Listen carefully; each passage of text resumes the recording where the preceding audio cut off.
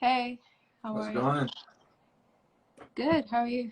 I'm doing well, thank you. Okay, so I'm sure like people will keep joining as we carry on. Um, to Before we get started, do you have any thoughts? Anything you want to say before we start? Um, Before we start, any thoughts? Hello, thank you for having me. Good uh, thoughts, good thoughts. Good thoughts, yeah. Good to be here. Good to talk. Um, yeah. Hope everyone's having a good day. Hope everyone's enjoying the sun. You started out on a good note. That's a good thought. Good thought. I'd hope so. Um, for everybody who's joining us and as you join, and just to give like a quick background to what Rob does. Rob is the founder of mindfulmuscle.co, and he's an athletic wellness coach. Um, and today's conversation is going to be a lot about mindfulness and how do we focus on the present given the uncertain times that we live in. And then it'll continue into like topics on fitness and meditation and generally life. There are a lot of people who've sent in questions for you, so it's Oh, going to be cool. interesting. Um, okay, so let's like, just get into it. Um, so mindfulness, like break it down for us because I feel like it's a very big word and a lot of people don't understand it. What would like if you have to explain mindfulness to somebody? um, I think everyone has their own unique interpretation of what mindfulness is. I think that it can develop in various, mindfulness can showcase itself in various aspects, various forms. And I don't think that there's one true definition of mindfulness that covers all aspects of what mindfulness is. I can only speak from my experiences. I can only speak from what I've learned. That being said, to showcase or to start all of this, I want to kind of just say that I am no means a guru. I am no means, a wise master of any sorts. I know what I know and I practice what I practice, and I can only give my personal advice. Um, but that being said, it differs from my experiences to your experiences. So, for me personally, what I find mindfulness is there's multiple components of it. I think first and foremost for me, what mindfulness is essentially um, realizing and recognizing where you are in that moment, in that specific point in time. What really matters at that moment in that specific time, um, and what really kind of resonates with your true self. Um, and I say all of this, but at the same time, I'm still learning all of it as well, Mm-hmm. and I'm still going through life trying to kind of uncover these kind of different aspects of what mindfulness is and what it truly means to me. So I'm not perfect by any means in my actions or in my experiences, but I feel like also part of being mindfulness is having the intention to progress, the intention to be a little bit better than you were yesterday, or even if you kind of falter, or if you have, you go down in a rut, you pick yourself back up.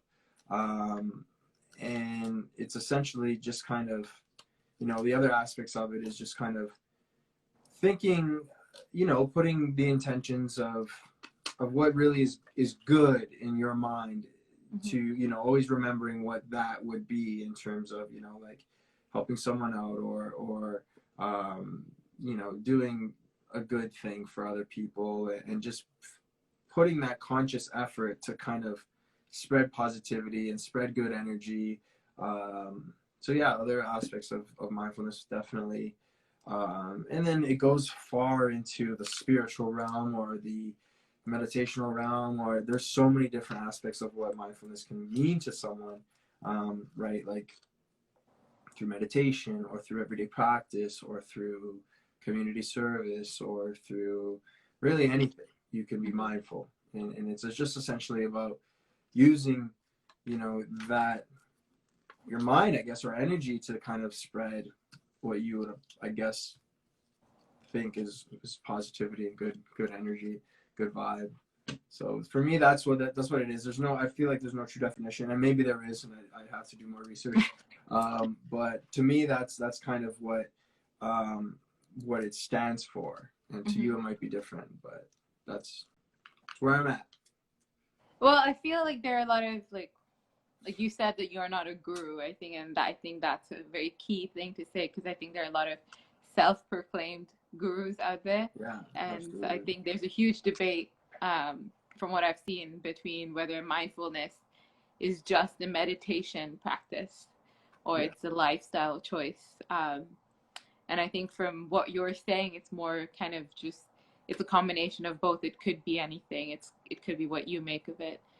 Yeah, absolutely. And I think through meditation, you strengthen your ability to be mindful, because you're putting yourself in a situation where not only you have to be present and true to your moment, but you're also, shutting off the outside world for a bit, and you're really kind of looking within and being mindful of your own sensations and your own body, and yeah. So I think that like meditation does have a huge part in that practice, or in that overall kind of ability to go throughout your day in more of a peaceful manner, or more of a manner in which you can kind of not get so easily stressed out about things that don't really matter, right? Because in that moment in which you were meditating, that was the moment that mattered, because that was the only moment, right? So once you look at it like that, and you kind of say, okay, well, what matters? What can I control? You kind of reduce your anxieties about a lot of things. That's personally. And people go about their anxieties in a whole different ways, or whatnot. But that's one method or strategy, I guess, I've kind of adapted to try to cope with some of the, anxieties I have, or what's going on now. A lot of people have reached out to me through all of this and said, like, wow, thank you for, sending me that link, or doing that meditation guide, or because it's kind of allowed them to reflect and look within, in terms of shutting off the outside noise for a little bit, and really just honing in on yourself and your body and your energy, and how you're feeling. So yeah, so that's well, I feel like this is a good point at which I can say thank you for sending me that like link, that app. Yeah, exactly. No worries. I try. This is like public acknowledgement. Absolutely.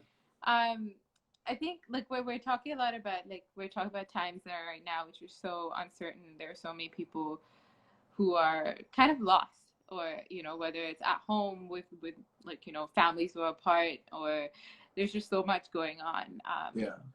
Where it's hard, I think, for, even though we're so isolated, and a lot of us, like for me, for example, I'm at home alone, but even for me, it's hard to stay in the present, because I'm just constantly either worrying about something that's already happened, or thinking about what to do and how to cope with something in the future. What would be your recommendation? Because I feel, as somebody who practices mindfulness, as somebody who's many steps ahead of the rest of us, I wouldn't say that. I wouldn't say I'm many steps ahead of anyone, really. I would just say everyone has their own journey, right? I can't walk in your footsteps, and nor can you walk in mine. But at the same time, what you allow yourself to kind of, allow it to affect you is kind of different. So, through all of this, and through all of the anxieties that are going on, what I like to tell myself, and what I've kind of, I've been coached in the sense where one of my coaches always used to just say, control the controllables, right? Control what you're able to. You can't control, what's happening outside, your front door, or outside your home, or outside your body, but you might be able to control how you deal with that, or the steps you take to make those precautions about, maybe, say, everything that's going on, right? So I feel like a lot of pent up anxieties, and sometimes I even have to remind myself that too, because I am someone that does get anxious sometimes. Control what you can control, right? And if you can control shutting off for a little bit, or if you can control taking the precautions to create a safer environment for you, then work with that and start small. Often we get so overwhelmed with the big picture. We're like, oh my God, this is happening, this is happening, this is happening. But if you take a couple steps back and rewind, where does it start? And that starts from you, right? Like that starts from within yourself. And I think that once people realize that, it's something, it's truly like amazing when you can kind of just like look within and find the answers within yourself, because then the whole world kind of opens up for you, and you attract what you want into your life, and you attract that abundance, you attract that. So yeah, I think it just starts with the person you. It starts with you. And yeah. So my advice to that is control what you can control, because if not, you're gonna just be disappointed, and it's never too good to have these great expectations all the time, because then you kind of lead yourself up for disappointment. So you control what you can control, and work slowly with yourself, and be patient with yourself. Did you have it? Have you like tried to? How do I put this? Like accommodate this into your lifestyle for like years, or was there like a specific turning point where you were like, no, like this is something I want to look into?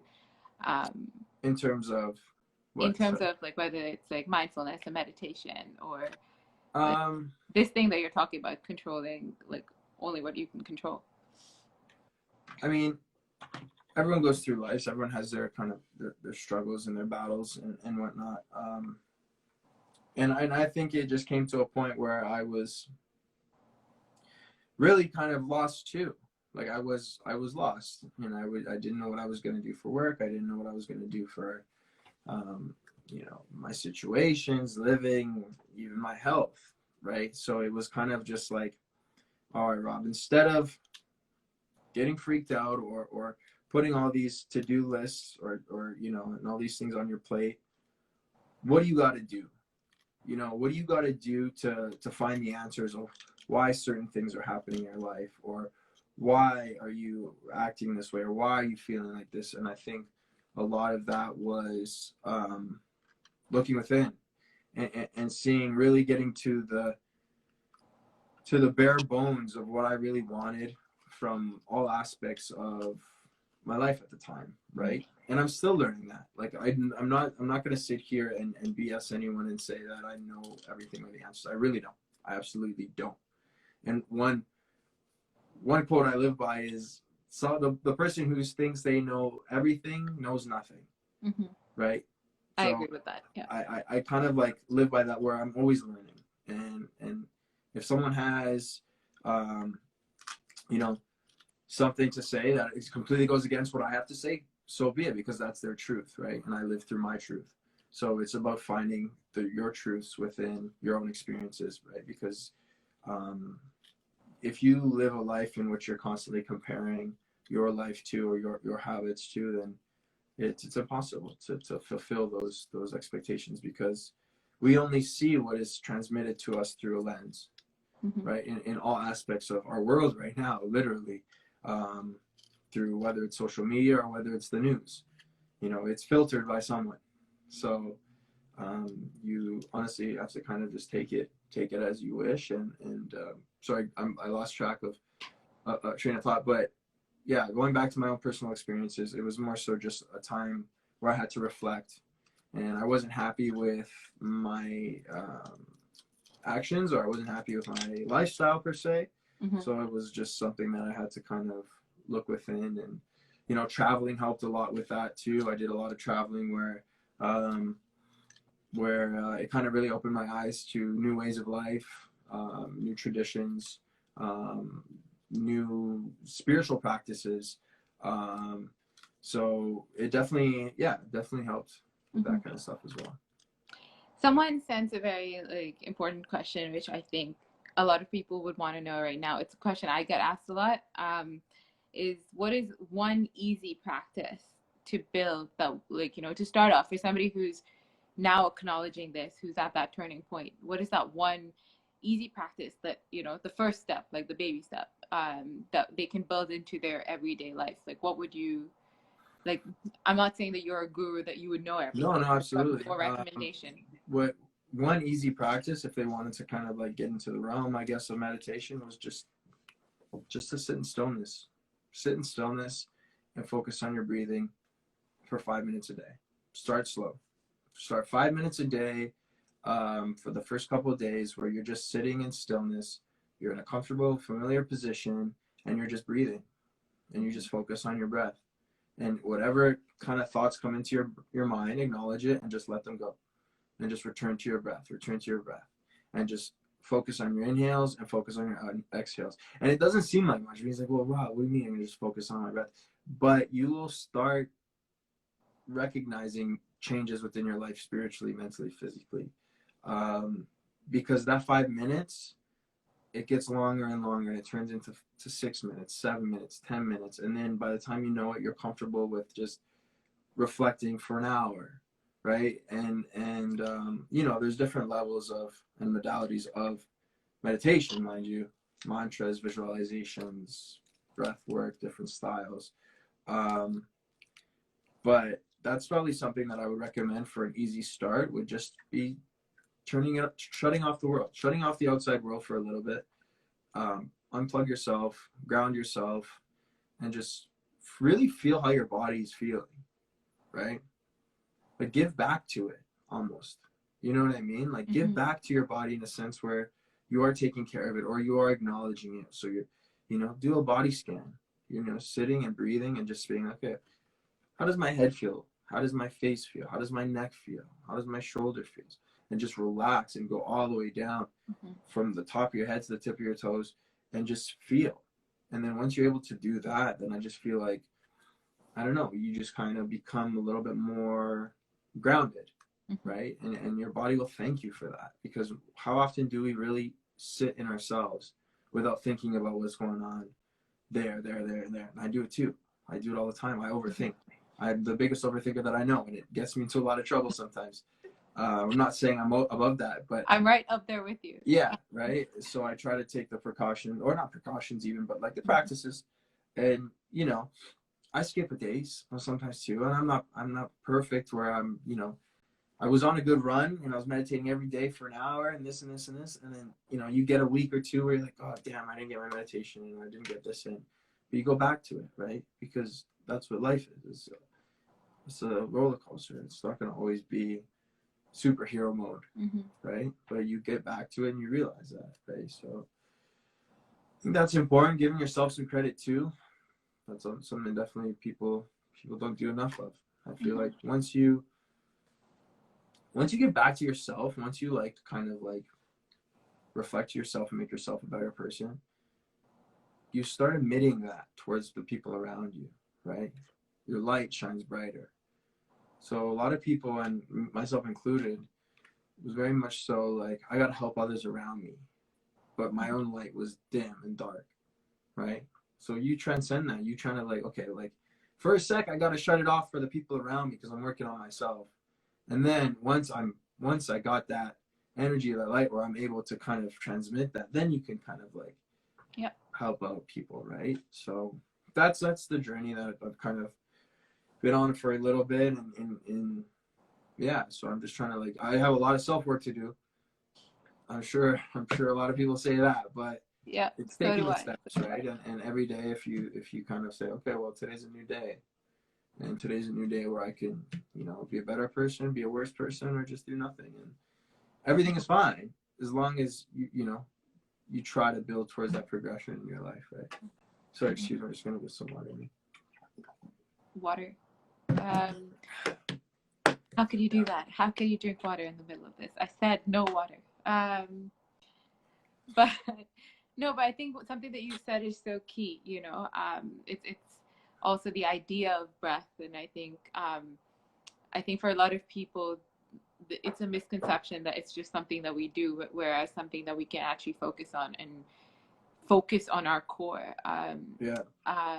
it's something that it's come up in a lot of conversations for me in the last 4 months of isolation, because it's not a very, very well-known fact, but I have anxiety and a whole bunch of other things. So I think for everybody out there, like, you know, if you've heard what he said right now, it's, I think, very important to, even if it's like, even if you can do 5 minutes, even if it's 3 minutes, like you, or like start with like 1 minute of it in different periods of the day. And like, again, I'm not a guru, but as somebody with anxiety, I can tell you that that Yeah. changed me. Honestly, it doesn't. I don't even think it has to be. Sorry to interrupt you. I don't even think it has to be the 5 minutes. You can bring that practice into any aspects of your life. Really, like, you know what I mean. You're at a park or you're sitting down somewhere, and you just take a little moment to slow everything down and to turn off the noise and to really just take a second to look at nature or look at, you know, or just feel the breeze, or like those little moments is where you can find that benefit, right? You can find that being present. You can find that kind of area where you're like almost doing like on the spot meditation, where you're just feeling or you're just being, you know, and then once you realize like, wow, this is where I am at this very moment, at this very, you know, environment, right? So somebody just sent out a question saying, can you expand on what it means to meditate? I find it hard to do because I don't necessarily know what the goal is. I mean, I'm sure there's a bunch of other books that could say this better than me. I can only tell you what it means to me. I mean, I'm not, you know, whatever. We got through that. But for me, what it means to meditate, to me, what it means to meditate is to kind of look within. It's to kind of look within and just be me and just be present in that moment. A lot of people think that like, oh, I got to envision this and I got to think about this and this. And like, great. Those are different ways of meditation. Like there are ways where you have visual meditations and you're in some type of, you know, you're on a beach and you're just feeling the reason, whatever. That works for you, fine. There's mantras too, or you keep repeating the same mantra, same mantra, same mantra. But for me, it's just, I look within and I feel how I am in that very present moment, right? And I invite the energies of the universe to kind of just like overtake me. I kind of like want to break down my body as much as possible, where I am just a conscious energy, right? And that's like, I guess, the goal for me. And it just starts with breathing, and it just starts with like recognizing your breath, recognizing each body part, and being okay with sitting in stillness, right? So I don't think that there's a goal. You'll find the goal in the long run, but I think that you talk to someone about like, oh, are you a master meditator? Yeah, it's like, no, because it never stops. Life never stops. So you're constantly learning. You're constantly overcoming battles with yourself. So I don't think you should have any expectation too much or be too hard on yourself of like, oh, I didn't do it. It's like, well, I didn't get there or whatever, because you may never get there, or it may take 5 years to get there, 10 years to get there, or your whole lifetime to get there. But if you can find a way where you can just kind of reflect, give back, and just sit in stillness or in whatever practice it may be, and you just shut out the noise, I think that you'll find some positive, you know, benefits from that, right? Mentally, physically, even emotionally, where you're kind of reducing anxiety and you're breathing and stuff like that. So, yeah, that's just one form of meditation. I don't know if I answered your question, but I do appreciate your question. But yeah, it's also good. What I like to do, or what I've started and I still do, I do a lot of guided meditations too. Like I physically listen to someone guiding me through meditation. And I find that's a lot easier if you're just kind of starting out into this practice where someone's physically kind of giving you little reminders of what you should be doing. Breathing in, breathing out, breathing in, breathing out, focusing on your body, or sending you like minimal visualizations about realigning your chakras and you know, feeling grounded or stuff like that. So yeah, I think that there's various ways you can do it. I know there's a lot of online resources. Headspace, Insight Timer. Deepak Chopra has his meditation stuff. I think Oprah even has an app where she's doing meditation stuff too. So there's a lot of online resources. And start slow, start comfortable, start with just breathing and feeling how you breathe, and yeah, that's what I Yeah. would recommend. Yeah. Yeah. To just expand on that, like I think it's something that somebody told me when I started meditating when I was a kid, was meditation means something very different to each person. Like I did a course where he said that every single person in the room is going to feel something else about this meditation, is going to think about something else. A lot of people have this misconception, I think also because of media, how we see meditation been portrayed as like this, you're this like yogi floating in the air, like seeing some light, you know, which has always made me laugh. But, and that's honestly going in as like, I don't even know when I started, maybe like when I was 8, maybe, is that's the misconception I had. I was like, okay, I'm supposed to feel like sit like this and feel that and do that. And it doesn't work when you have that, like you said, like that kind of expectation. It just lets you down. It's what you make of it, and your goal is kind of your own, you know. For me personally, like when I meditate, my goal is just to find a sense of balance for that 1 minute or that 5 minutes and feel like a little more aware of what's going on with myself, and in the midst of everything else that I'm dealing with. Whereas for some people, it brings them clarity. It brings them a sense of focus that they need for work, or you know, to do a specific task. They meditate before they do something, or they meditate right after. I know in one of your workouts, one of Rob's workouts, he did like a box fit cardio, and then he did a meditation after that, which I'd never done before. And now I feel like that's what I do all the time now. I work out and then I meditate, because it just made me feel so centered and grounded. So I think you'll find your own footing. Start small, like you said, and I think go with it, you know. And it's not like a one shoe fits all kind of thing. You know, different resources, different kinds of meditations work for different people. Some people need it guided, some people do it with music.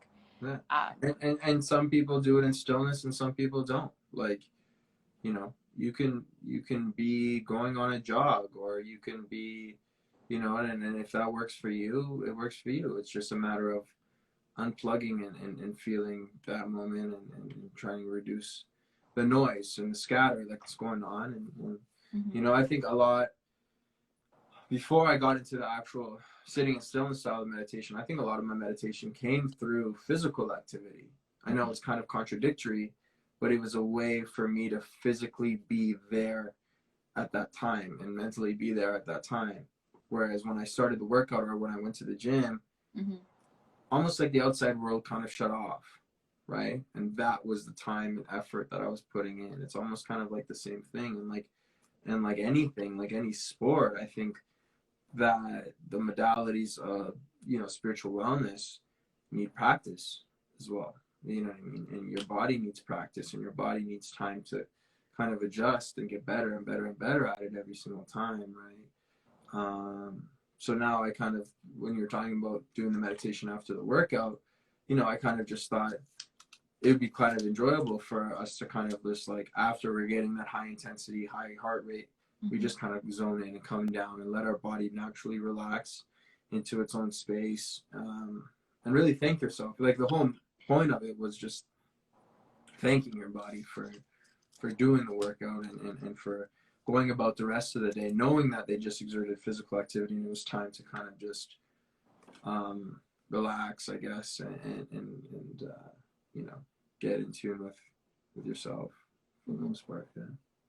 And it just to put that out there, like based on what he's saying, like gratitude in itself is a huge meditation practice. So meditation is not necessarily a silent thing. It could be something where you just stand there, or you sit there and just like express your gratitude for like 30 seconds or a minute. And like it's something I do every night, that maybe somebody can try out. Like I found it to be really helpful. I just talk to the universe, and I talk to, like, you know, my house. I talk to everything Yeah. around me, and I thank everything. Talk to the world. Yeah. I'm like, thank you for being my home. Thank you for like being around for me. I send like my good vibes to like the people that I know across Yeah. the world, people I don't.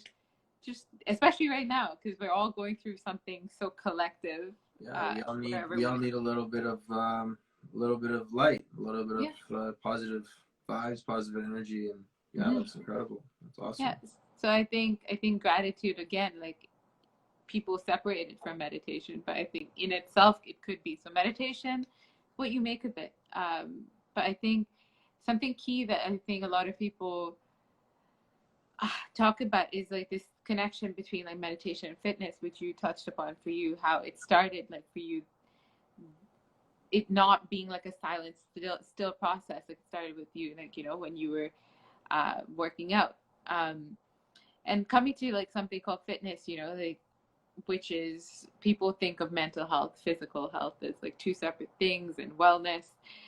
There's a lot of debate. There are enough people who are arguing it on a daily basis. So I don't want to get into the argument, Yeah. but um, would you say that one helps the other? Like something like focusing on your mental health helped you physically, or vice versa?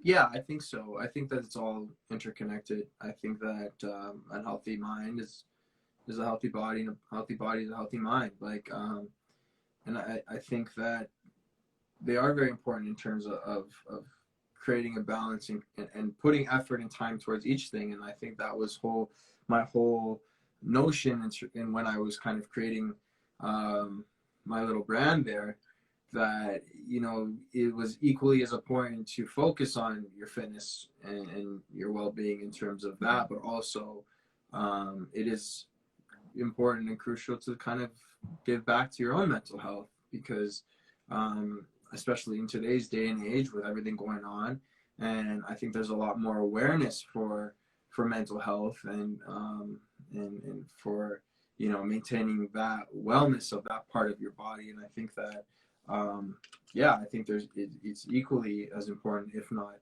almost even more important.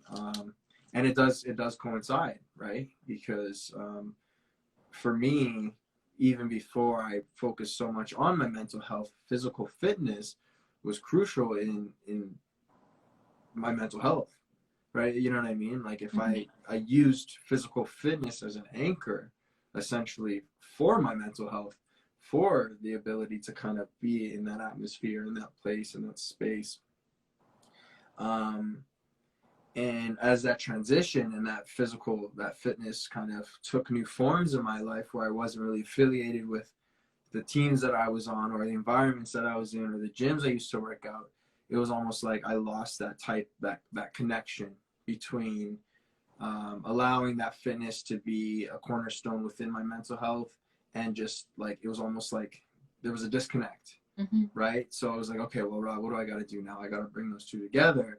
And I've always kind of been fit, but it was like I was away from that real kind of like you know, connection I had with my teammates and this and this and this, where I was like, okay, well, fitness is there, but it's not the same. So how can I kind of bridge that gap? And for me, it was combining various practices so I can kind of take care of my mental well-being. And I found that, you know, without it, it was just kind of like there was a little piece missing, right? And I kind of just like, okay, well, I'm going to give this a shot, and I enjoyed it personally. It kind of helped for me, where I was like, you know, taking the time to reflect and meditate and think and get that clarity.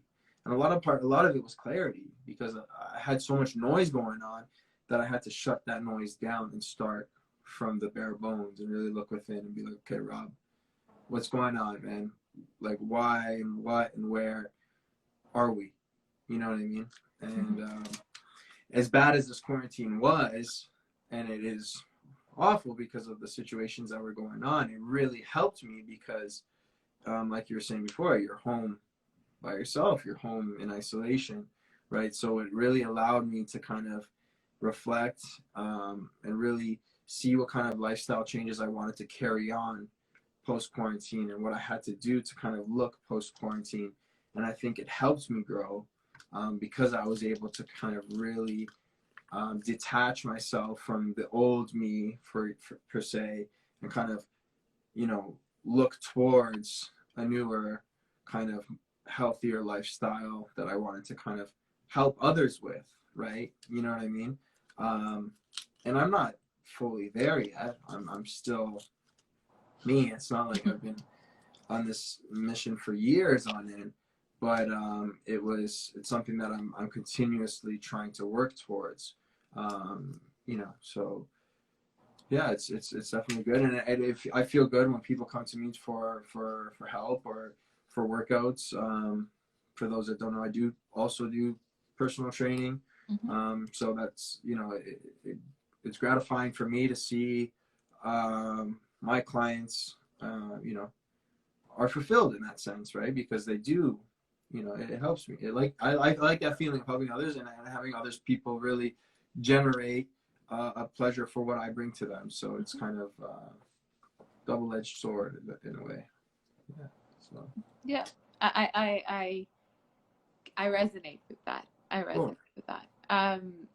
Like, speaking of the fact that you are also a fitness trainer, I think there are a lot of people who suddenly switched on. They're like, you know, like, I need to now work out, switch in these past few months. But there are a lot of people who are also tentative about it, right? Yeah. For various reasons. Either it's a question of body positivity or judgment, or like, I know personally, I quit training for many years, and then now, like, I feel very, very weird going into a gym. Like, I mean, I can't go into a gym right now because everything's shut, but like, in general, working out with other people. And I used to work out like competitively. So I feel weird because I keep trying to compare or compete or with myself or with what I used to be. So there are a lot of people who, for many different reasons, don't feel like they can do it, or don't feel like they should start, or the people who do start then like quit because they feel like they're not doing it, or a question of guilt. Like, so what would you say as a trainer, like, in terms of keeping motivation in check and keep going? Like, what would you say? I mean, I think it starts at that. It starts right there when you say I can't do something. It's about shifting that. It's shifting that mentality where you accept the fact that you can do it. You know, you can do it, unless you physically can't do it. But there's ways around working with what your body can physically do. But if it's just a motivational thing, then we have to shift that narrative in terms of you can do it. Like someone like yourself, you have done it before, right? So you know you're capable of it. You know what I mean? Like, physically, mentally, you know you're capable of it. And it's about starting back to the level that you're at now. Forget about the comparison. Forget about the person beside you working out, because at the end of the day, they're not walking home with you. They're not looking in the same mirror that you're looking at. So it's about competing with yourself opposed to competing with others around you, right? Looking at yourself as like, okay, I can be better than I was yesterday, right? So once you start that mentality and you're kind of just like, you want to strive for progress and forget about other people, forget about that. And that's part of coming back into yourself. It's part of about cutting off the noise and seeing what really matters and being you and being present, right? So, you know what I mean? You see on Instagram all these, oh my God, everyone's so fit. Everyone does 1,000 burpees. I can only do 10. Fine, do 10 or do 5. But tomorrow, try to do 6. You know what I mean? So it's like that small progression, and you make incremental steps, baby steps to be a better you, to be a better person towards the end of it, right? Because there's way too much noise out there for you to go on Instagram and be like, well, okay, that person has a 6-pack abs and I don't, so I'm going to be discouraged. It's not about that. It's about progressing from where you are now, right? And finding the environment and the resources that you would need to make that happen, right? And not being too hard on yourself, but knowing that you are fully capable of doing it. And I think that's very important. It's about mindset, because once you have that self-doubt within you, you already have another obstacle to jump over, right? Whereas you say, you know what, I can do it and I will do it. And it's about accepting that lifestyle change and really committing to yourself. It's not easy because it's not easy because then it wouldn't be called working out. It wouldn't be called work. So it's about something that that's really a personal. You should make it a personal challenge over a challenge with everyone else in the room. That's my advice. I think that's a very, very fulfilling answer, I think. Thank you. So thank you. But for in terms of we talked about that one thing that you could do for, like, in terms of inner wellness, that you could kind of build into your everyday lifestyle. For somebody who wants that same kind of question in terms of fitness, what would you say? That's honestly a similar answer. Start with what you're comfortable with. Start slow and work your way to where you want to be. You know what I mean? If you have a goal, you can't start your workout and be like, okay, today I want to run 15 kilometers if you haven't even ran a kilometer before in your life. You're going to lead yourself up for disappointment, right? Or an injury. But if you say, hey, I'm going to run around the block today and do 10 jumping jacks, because yesterday I didn't run around the block and I didn't do 10 jumping jacks, that's already a better day for you. That's already a day where you've done more than you did yesterday. You are not a better person, but you have challenged yourself more than you did yesterday. And then what are you going to do tomorrow? Okay, well, I'm going to run around the block, same amount of time. I'm just going to run one block, but I'm going to do 15 jumping jacks. Or whatever the case may be. You start with progression. You start with what your body is. I'm not saying make it easy, but I'm saying make it where you can kind of progress from and you can kind of set your goals. So set smart goals. Set goals that, you know, are specific, you know, and they're reasonable and they're attainable. And then you can work towards them, right? And yeah, and do what you feel comfortable with, but also push yourself a little bit. If you want the results, you got to work for them. I know there's a lot of, you know, drink this special tea and you're going to get fit in 60 days, or put this wrap on, you're going to get fit in 60 days, whatever. There's magic out there per se, but at the end of the day, if you want something, just like anything in life, you got to work for it. And if it's mental health, if it's physical health, or if it's financial wealth, you got to work for it. And unless you're blessed, like some people out there, and hey, kudos to them. But where I've gotten in my life, I've had to work for a lot of the things that I've done, physically, mentally, and financially. So I think it stems from what you really want out of it personally, and what you're willing to do to get it. And I think it's the difference between looking at it as like a chore, like work as a chore, versus work as a sense of growth and a sense of progression. Absolutely. Both internally and externally. And I think they say it takes about 6 or 8 weeks to build a habit. And then 3 months to build a lifestyle. So once you get over that hump, you're golden, you're sailing. And you just gotta, and then you enjoy it, and then your body craves it and wants it, and then your whole life changes, where it's like you're putting in all this work physically and mentally, and it's like, am I gonna go do something that's gonna damage all the progress that I've done? I don't think so, right? Like, you know, if I just finish a crazy workout, I'm not gonna go to McDonald's and be like, maybe I'm just gonna eat a bunch of junk food now. I mean, you worked out for it, by all means. It's going to be better than if you didn't work out. But at the same time, it's like, no, I want to put something in my body that my body's going to like, or my body's going to find, you know, benefits from, nutrients, or, you know, whatever. And you still have cheat days for sure, but in moderation, or if you work extra hard for it, you can have whatever. But yeah, so I think that once you start giving back, not only do people around you realize, but you start to realize, right? And I don't mean give back to others, I mean give back to yourself, and then you start with others. So start slow, start progressing. McDonald's. Why would you put that in my mind? But I think it just as a tip it just came to my mind for anybody who's starting out right now. I've started out on this journey after many years of quitting it. And I think something really important is, yes, of course, push yourself, but also be very self-aware of your body and of what's going on. So if you're in pain, acknowledge the pain. Yeah, and if you need, and if people need help, they don't have all the answers, you could use my services, and you could give me a shot, and I'll help you out with that. Use it. This is where the ad goes in. So right above here, subscribe and follow. Subscribe. And yeah, I'll help you out. And if you're from outside of the city, we can do virtual training. There we go. Yeah. There we go. When in doubt, call Rob. Yeah, that's it. You should have one of those, like, bench ads. Call Rob. Like, I should. With your, like, face on it. That's it. I'm waiting to see you on TDC now, like, with your, like, I'll be a sales, like a real estate agent. Yep, done. I mean, you are selling something, but it's just good health. There we go. Yep, absolutely. Who doesn't want that? I'd rather that than, like, a real estate deal right now. But something that somebody asked, somebody sent in a question earlier saying, did you play, I know you did, but, like, did you play sports growing up, and what's the kind of impact that had on your lifestyle now, like the person that you are? Like,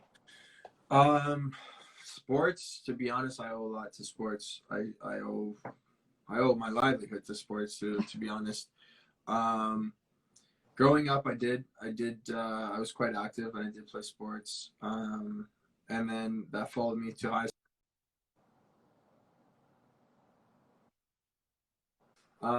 That followed me through high school, and then that followed me through university. And I played 4 years of football at university, and then after that, I transitioned into boxing and fitness. So to answer your question, whether or not sports has an impact on my life, absolutely. I've acquired a lot of my positive attributes from sports. Whether it's being involved in a team, or commitment, or loyalty, or hard work, or work ethic. It's been a lot that I have to owe to sport. Apart from all the mental things that I kind of already spoken about it being a cornerstone in my well-being mentally. Sports has kind of been pretty much there. And I think I resonate so much with it because it's been consistent in my life, where maybe a lot of other things weren't as consistent, but sports has been there, right? So I use that as an anchor, and as a kind of a way to ground myself in terms of, well, what can I really depend on? And it was my ability to perform, thankfully, and be active. So I'm super, super grateful for the ability to do so, because that's something that a lot of people take for granted as well. So yeah, super blessed in that sense. Another question that somebody asked me, which I don't know why, but somebody really wants to know whether you would rather swim for 5 kilometers or run for 50 kilometers. Now, don't ask me who sent this. I have no idea. Swim for 5 kilometers or run for 50 kilometers. 50? 50. I think regardless, you would have to call some type of emergency vehicle for me, because I don't think that's even physically possible for myself. Maybe if I was a marathon runner. If those distances were a lot smaller, I would probably swim, because I think running for that long would destroy my joints. And I think swimming is a lot easier on your joints physically. So if it was swim for 5 kilometers versus run for 5 kilometers, you would swim for 5 kilometers? If I was physically able to do so. I'm not saying I am, but I would enjoy swimming in this heat more than running in this heat. So if someone has a 5 kilometer pool, let me know. Well, I've trained in like one of those like Olympic sized pools. I used to compete for swimming, so right on. I can tell you, yeah, definitely swim for 5 kilometers. I also picked that versus running for. Who runs for 50 kilometers? I really want to know. I think that's longer than a marathon. I don't know exactly what the marathon things are, but I think that's That's quite a mission. When I saw this question, I was like, I have to know now. Like I don't know why they want to know, but now even I have to know. But idea. yeah, so before I think we've covered a lot, and we've kind of put a lot into everybody's minds about what they need to do, including subscribe and follow Rob on his account. And message me if you have any questions. Mm-hmm. I'm always open to talk to people about fitness. You just have to annoy him like I do, like, you know. Yeah. Pretty much. And he'll still respond to you, kind of. So one thought that you, either about this conversation about life or this entire transition from the old selves to new selves, or the old normal versus the new normal, which I think has become the term that I've used in every session now. What is that one thought that you want to carry from that transition, or what you would want somebody to carry from that transition?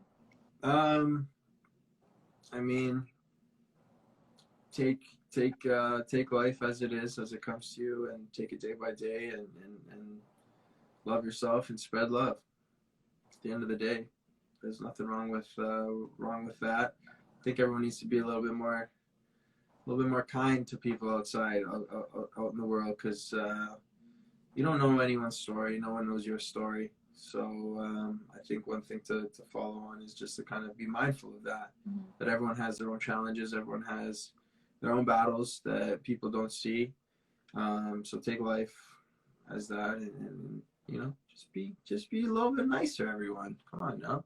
Life's too short to be, you know, so, you know, up in a bunch. So be nice, spread love, get fit. Not get fit, but get active, whatever. It's good for you. And drink lots of water. Water's key. Okay. I hear you. Yeah, water's life. I think that was, the most adorable way to end this entire thing. And thank you for that. You started off with like the positivity, and you're ending with like spread love. Like, you really got this. Like, you know what you're doing. I'm just doing, girl. I mean, if someone's gonna message me like what you said was complete bogus, it is what it is. But it's you know, it's the way I've been trying to do it. I'm not saying I'm fully there yet, but I'm on the road. Even if it, like, I don't think anyone is there yet. Like, you talk to, and I have met gurus, or like the actual stereotypical dressed in, like, you know, like all white or all yellow. Yeah. Like, I have met them, and they've said the same thing, that they have no idea. You know, they feel like they're bogus sometimes. Yeah, there's lots of resources out there. Lots of resources, lots of books. Start with that. That's what I did. Pick up a book. Those, you know, go into the wellness section of Indigo, or you're online, or even ask a friend. Pick up some books that get you thinking a little bit. Mm-hmm. I'll probably reword a lot of things better than I was, but it's all good. I mean, we're just trying to make things a little bit more accessible for people out there. We don't have all the answers. Exactly. But yeah, let's keep growing. And okay, so I think we've come full circle. We've talked about like everything. Anything you want to say before we end? Follow me at mindfulmuscle.co. Doesn't even know the name of his page. Sorry. Follow me at mindfulmuscle.co. Well, and yeah, follow me. I got a lot of boxing stuff going on, fitness stuff, meditation stuff. Reach out to him. He's good. You can have it from me in writing that he's good. I'm not biased at all, because he's here. And yeah. Thank you for the chats, the questions. Appreciate it. Thank you, Rob, for being here. Thank you for taking the time out of your really busy schedule, and for dealing with me annoying you for the past, I don't know how long. And thank you to everybody who's joined us. Thank you for all your questions, those who've sent it to me before who couldn't be here right now, and those who are here with us. I appreciate you. I feel like he does too, so we appreciate you. And we're super blessed that you're all here. And I hope in some way gives you something to either start you off or make you continue on your journey towards inner and external wellness. And like he said, follow him, reach out to him if you have any questions, or reach out to me. And I don't know what you want to ask me, but like, sure, I'm here. And good vibes to you, Rob, to everybody who's with us, and everybody out there in the world. I appreciate you, and thank you. Alrighty. Talk soon. Bye. Bye.